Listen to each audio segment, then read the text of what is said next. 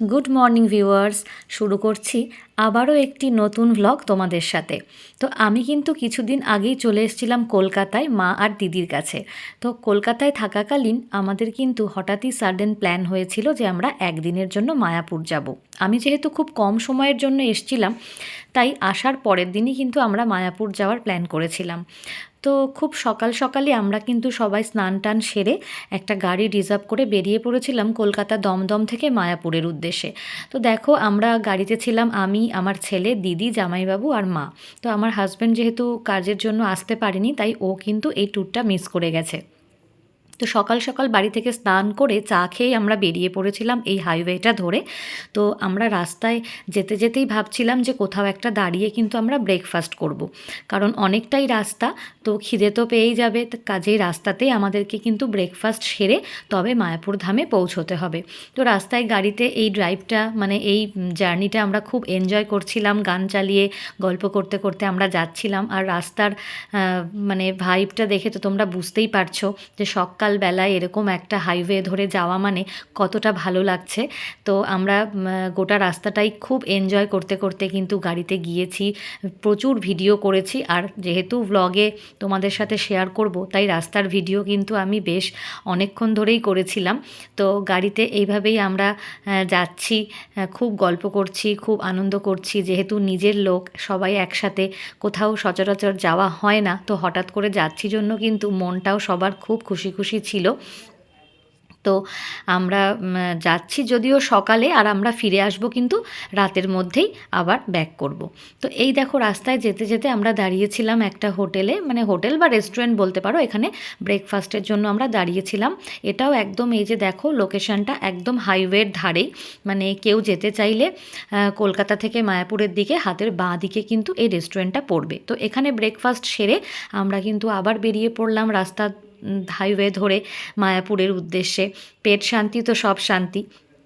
তো দেখতে দেখতে আমরা কিন্তু পৌঁছে গেলাম মায়াপুর ধামে। তো এই যে দেখো, পৌঁছে গেছি। আর এইখানে কিন্তু বিশাল পার্কিং এরিয়া রয়েছে। নিজের গাড়ি হোক বা ভাড়ার গাড়ি, পার্কিংয়ের কিন্তু কোনো অসুবিধে হবে না। তো পার্কিংয়ে গাড়ি রাখার পর আমরা কিন্তু হেঁটে হেঁটে আসছিলাম। পার্কিংয়ের পাশেই একটা বড় বিল্ডিং, যেটার নাম গীতা ভবন। তো এরকম অনেক ভবন এখানে রয়েছে। তো এই গীতা ভবনে কিন্তু এর আগে আমার মা দিদিরা গিয়েছিল, ওরা রাত্রে ছিল, তো আমাকে দেখানোর জন্যই এদিকটায় নিয়ে এসেছিল।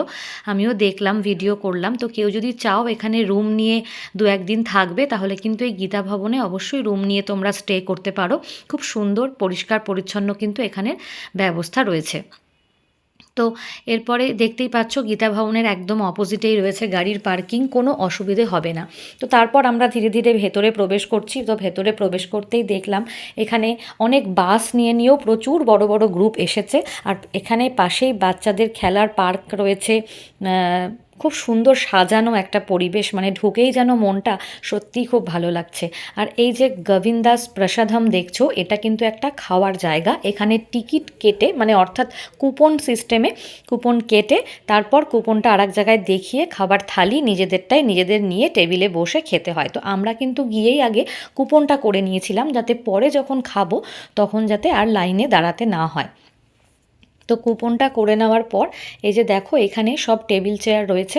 নিজের মতো নিজে থালি এখানে নিয়ে এসে খেতে হবে, এবং নিজেদের খাবার পর থালা প্লেটটাও কিন্তু নিজেদেরকেই ডাস্টবিনে গিয়ে ফেলতে হবে। এটাই এখানে সিস্টেম। সম্পূর্ণ নিরামিষ মহাপ্রসাদ বলে সেটা। ওখানে গিয়ে কিন্তু তোমরা টিকিট করে খেতে পারো। তা বাদেও কিন্তু মায়াপুরে প্রচুর খাবার অপশান আছে। হ্যাঁ, তবে একটাই, যে এখানে কিন্তু সব কিছুই নিরামিষ। এখানে কিন্তু ননভেজের কোনো ব্যাপার নেই, যা খাবে সব কিছুই ভেজ।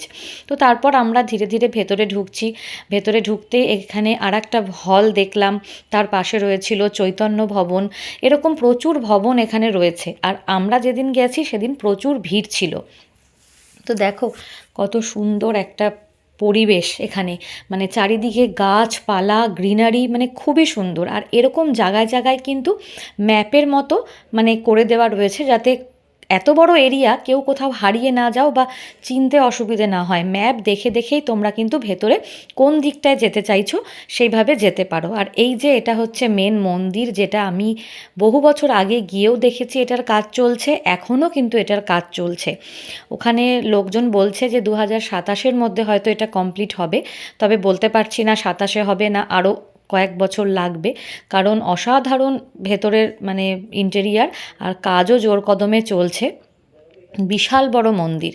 তো ভেতরে খানিক দূর যাওয়ার পরই কিন্তু আমরা এখানে দেখতে পাচ্ছিলাম যে কিছু জামা কাপড়ের দোকান রয়েছে, যেখানে ভেতরে গিয়ে তোমরা সেগুলো কেনাকাটা করতে পারো বা ড্রেস কিনে ওখানে পরেও ঘুরতে পারো। তো এই দেখো মা সামনে এগিয়ে চলে যাচ্ছে। তো তারপর আমরা ধীরে ধীরে এই বইয়ের দোকানটায় এসেছিলাম। এই বইয়ের দোকানে দেখো ইনি একজন কানাডিয়ান ভদ্রলোক, ইনি কানাডা থেকে এখন মায়াপুর ইস্কনেই থাকে। এনার দোকান থেকে কিন্তু আমার ছেলে একটা গীতা কিনেছিল।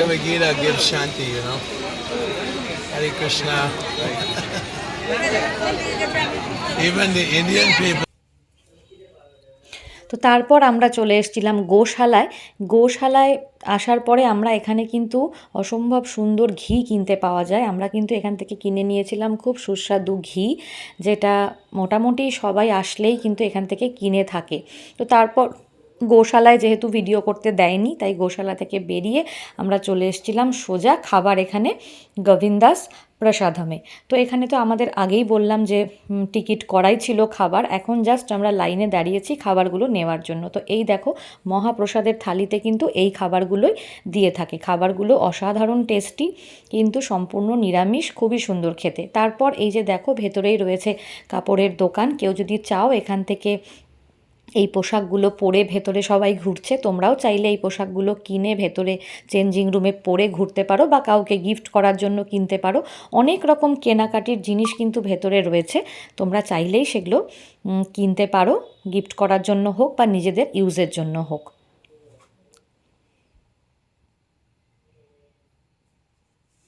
তো তারপর আমরা কিন্তু ধীরে ধীরে, যেহেতু বিকেল হয়ে আসছিল, তাই আমরা চলে গিয়েছিলাম ঠাকুর দর্শনে। বিকেল 4টের দিকে আমরা ঠাকুর দর্শন করেছি মেন মন্দিরে, যদিও সেখানে ভিডিও করতে দেয় না, তাই আমি ভিডিও করে দেখাতে পারলাম না। তারপর গোটা ভেতরে ক্যাম্পাস এই যে দেখো আমরা ঘুরে ঘুরে দেখছি, অসম্ভব সুন্দর ফুলের বাগান। আর যেহেতু শীতের শুরু, তাই এত সুন্দর ফুল ফুটে রয়েছে, মানে জাস্ট চোখ জুড়ানো বলতে পারো এক কথায়। আর এর ভেতরেই কিন্তু রয়েছে প্রচুর ব্যাংকের এটিএম, অ্যাক্সিস ব্যাংক বলো, এইচডিএফসি বলো, সব ব্যাংকের এটিএম রয়েছে। তোমরা চাইলে টাকা পয়সা তোলার ব্যাপার হলেও কিন্তু কোনো অসুবিধে হবে না। তো যেতে যেতে এরকম দৃশ্য দেখা যাচ্ছে, আর ফরেনাররা তো চারিদিকে ঘুরছে, যেগুলো দেখে আমাদের বেশ ভালোই লাগছিল। ওনারা এত সুন্দর, মানে কোথা থেকে এসে ওনারা কোথায় আছেন ঠাকুরের জন্য, সত্যি ভাবলেই অবাক লাগে। তো এইটা হচ্ছে মেন গেট মায়াপুর ধামের। এদিক দিয়েই ঢুকতে হয়। মেন গেটের সামনেও প্রচুর দোকান রয়েছে, এখান থেকেও তোমরা দেখে জিনিস কিনতে পারো। আর এই দেখো এদের কিন্তু ভেতরে হসপিটালও রয়েছে, আমি চার্ট দিয়ে দিলাম। এখানে প্রচুর রকম চিকিৎসা বিভাগ রয়েছে, ডাক্তার রয়েছে, চাইলে কেউ অসুস্থ হলেও কোনো সমস্যা নেই। তো এই হলো আজকের মায়াপুরের ভ্লগ। ভালো থেকো।